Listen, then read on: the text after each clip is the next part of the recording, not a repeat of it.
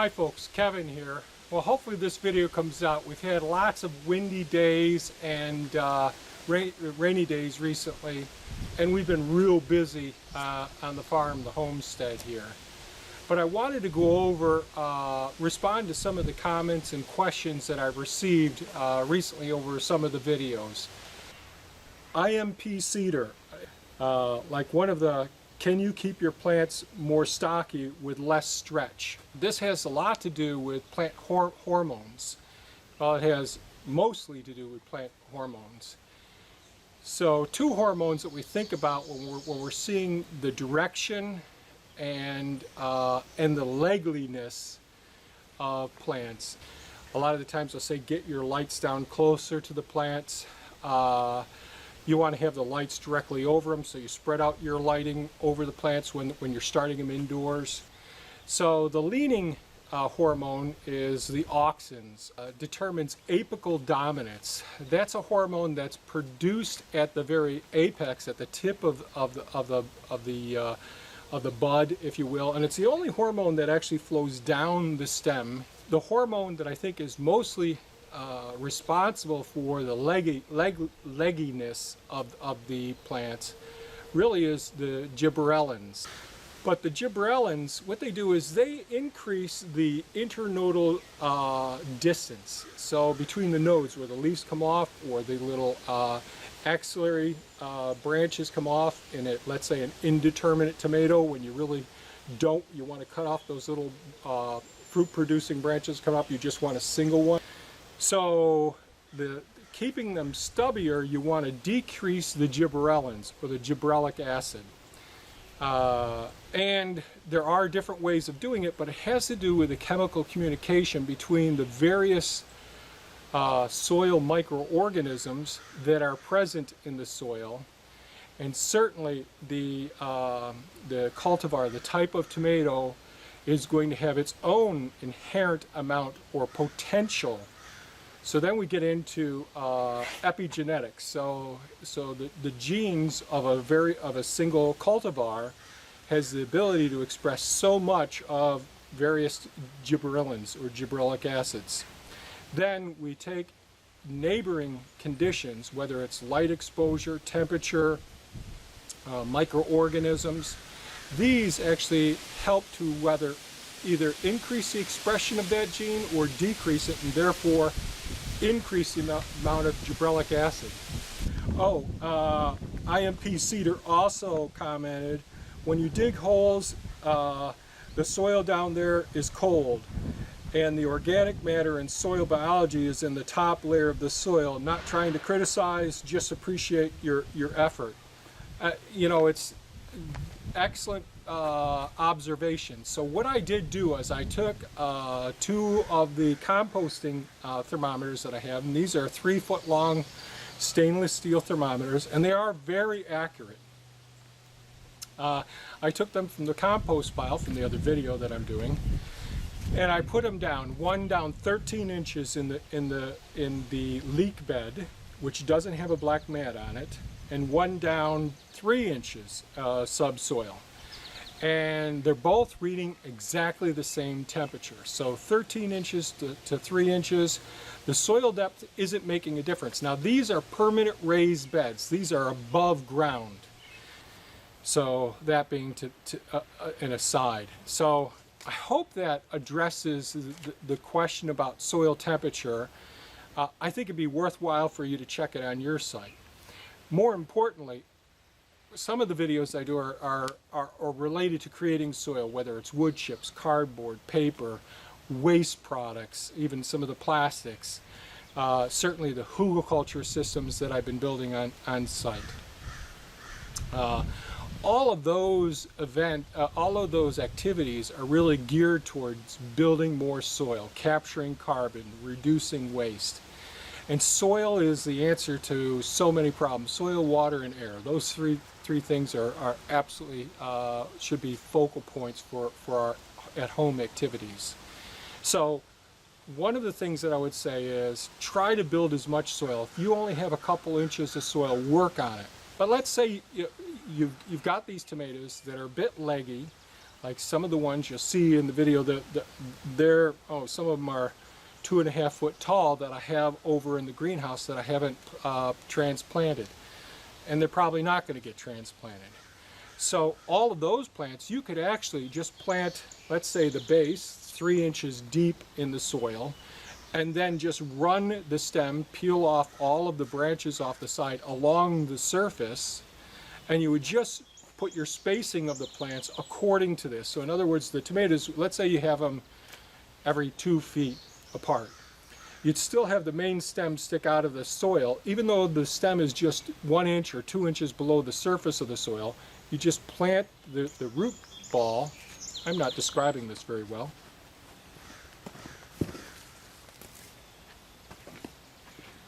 I just grabbed a weed here. The Pennsylvania smartweed. Something they have around because of the Japanese beetles. They go to this before they go to the rest of your garden. But let's say this is a tomato plant and we've got our root mass here that's been in a cell. And we go ahead and instead of planting it like this and trying to bend the tomato down, unless it already is bent down, you could actually plant the root ball sideways just a couple inches below the surface, peel off all the lower leaves on the side, lay this just below the surface of the ground, or just pile up soil. All of these spots along the side, those little hairs, will send down roots in, and then you just have this part stick up out of the ground. I hope that makes sense, because I think the roots are like the foundation to our house. They're extremely important. The more surface area that we have with the microbes, the soil microorganisms, so if you don't have the depth of the soil, but you've got decent soil with adequate microorganisms in the top surface, then by all means I think that would be good. Kazana, I hope I'm pronouncing that well, also commented on that same video that IMP Cedar commented on. And she actually preps her holes in her location. She digs the holes in the fall before the winter comes in preparation for the spring so that she can get those tomatoes in, I think presumably relatively early. So I think that's a point to consider as well. So then on to Right Way Corrigan. She liked the, so some of this was in response to a response that I gave her. I showed her a video that I made in the past about the rumble wall block bed, the handicap beds that I've done. And you'd see behind me, behind these figs, that those are those blocks. These are 4 inches thick by 8 inches wide. 4 inches tall when they're laid down, 8 inches wide in breadth, and 16 inches long. And we use an adhesive that I've described in previous videos that holds them together. These could also be dry stacked. And she had asked, geez, previously, does soil leak out between it? Because soil conservation, you do all this work, you do this composting, and everybody out there composting, big thumbs up from me, because I just respect everyone who can help to create soil on their own. Reducing waste and creating soil, well, it's compounded interest on your efforts. And your health will benefit from it, because the soil are certainly enrich the nutrient density within those plants that you're consuming. But so how do we keep soil from loss? So I'm just going to turn this around. Now these are beds, these are my keyhole gardens, which we just let go completely over the last year, and I'll go over the failure with it and all. But you can lose soil between these rocks. So weeds can grow up in between these. Soil loss can weep out between these because there's rather thick gaps in between everything. Okay, I'm down here with the butternut squash plants planted along this hooped building here. And one of the techniques we use a 36-inch wide weed mat. And these weed mats, as you can see, this is less than 36 inches. And it's up against what most people call a sidewalk. So this is what some of the pillars are mounted on, this 4-inch thick concrete here. So the concrete itself would prevent some soil loss. However, the soil here is mounted higher than the concrete level, and as wind, uncovered soil is a sin. So we always want to cover our soil if at all possible. And you'll see my compost pile is not covered. That's a sin.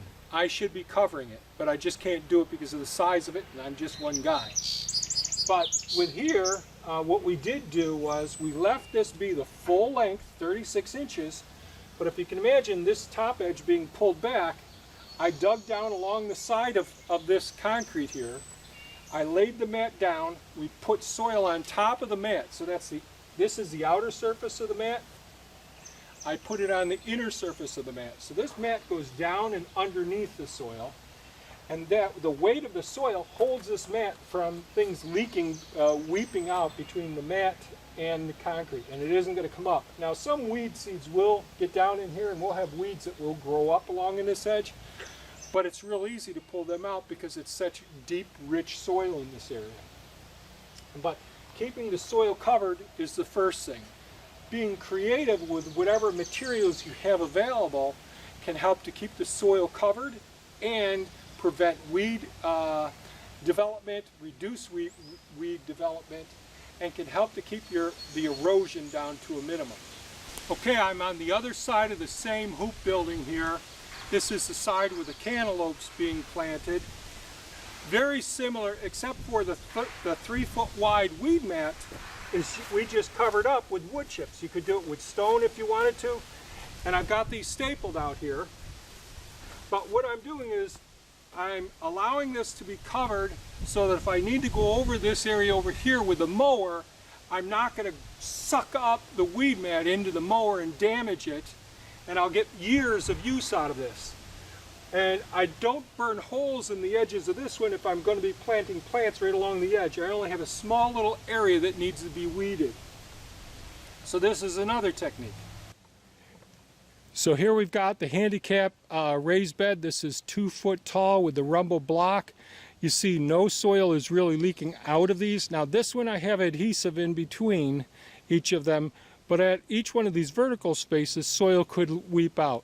It is possible that it could happen, but as we do minimal disturbance to the soil when we're prepping it, such as just broad forking and running a tilther over it, the soil structure, all the aggregates are being held together very, very well, and there's very minimal weepage. Down here at this bottom edge is from me putting lawnmower cuttings as I drive by, and they go up along the side, and of course weeds can start growing on top of the concrete right there. Here I've got some old 2x12s. Several years ago I put these in, and it's weed fabric on the surface of it, and we're using the 2x12s right here to hold it back. Not an ideal situation, but it does work.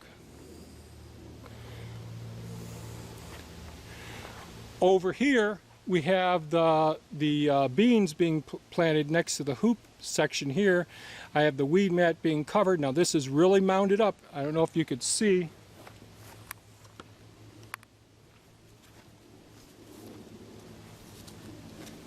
Not sure how well this is showing up, but there's quite a bit of compost soil built right up in here, and gradually and underneath the weed mat just comes out, and all of this is going to be soil in the next couple of years. This I put in here last summer. It's already, it's already turning into some pretty decent soil. So that will get shot back up on here, and this will be reapplied using the same weed mat. Okay, over here with our blue potatoes, not the blue sweet potatoes, but our blue Irish type potatoes. Here we have old used cement blocks or cinder blocks. They're 8 inches tall by 16 inches long by 8 inches wide. Now I happen to put a 2x6 on the 2x8 on the top of them to help decrease the soil from working into this area. So that's one way that we can keep the soil from being lost. Is there a small amount of soil that's lost between these cracks? A tiny amount, yes. On the other side here, well, over here on this side, right next to the compost, wood chips. Thick wood chips. Each year I add more wood chips to keep the soil retained in the one area. So what I would encourage you to do whenever we're thinking about trying to prevent soil erosion. Oh, I'm going to show you one more thing. the hugelkultur terrace that I'm working on now. I've been working on for a few years. Now these are big, bulky tree trunks, sections of tree trunks, but underneath, next to each other below this, they're tightly adhered together. Some of it's brushed near the edges here, but you can see all along this soil collecting canal. So I planned for there to be soil loss as this terrace is built up, and the soil to go down into the water here, and then it's got to raise up and go through a number 2 stone filter, go through a marshland filter, and then go into the bioremediation canal system after that. So I will be able to harvest the soil out of this canal every couple of years as a result of erosion, including the hugelkultur terrace up above. So my suggestion is this: think outside of the box. I would even take old grain bags, any sort of bagging device. I really don't like the idea of using plastic garbage bags, but what the heck, you could use dirt to fill, stones to fill, sand to fill, wood chips to fill, sawdust to fill, whatever is available. Even if you want to take lawn clippings and stick them into pant legs and tie them off at the end with a wire tie, that could be used to keep the soil from losing. Once you spend all that time and energy doing composting, you know how good that soil, that composted soil is. Do everything possible to reduce the chances of loss.